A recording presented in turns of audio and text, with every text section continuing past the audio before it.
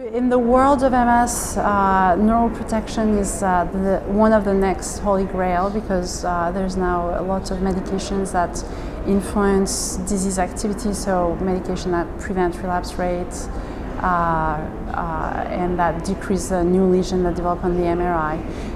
But there's still a lot of research that is needed to understand better how you can protect actually the neurons and the axons, and also how you can induce repair, whether it's remyelination or changing the environment to a better environment for neurons.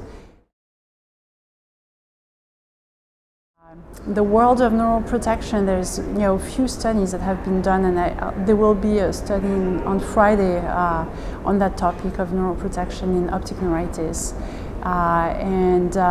The studies have tried to look at medication that would, over time, help patients to not have as much tissue loss detectable on MRI, so brain atrophy, or progression of disability. So far, most of the studies have been negative. There's a study that was done a couple of years ago with lipid-lowering agent simvastatin that showed that maybe there was an impact on slowing down disease progression. They need to repeat a bigger study, but there's no such study ongoing. But there are now several studies looking at neuroprotection, mostly in primary progressive and secondary progressive MS patients. It's something that people hope to be able to actually understand better mechanisms that can induce remyelination, and including drugs that could actually potentiate remyelination.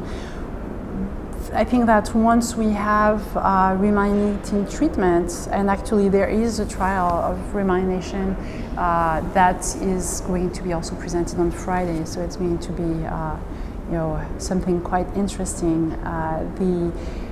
Once there will be medication that will be found to have remyelinating properties that are confirmed in humans, the question will be, how do we want to use them?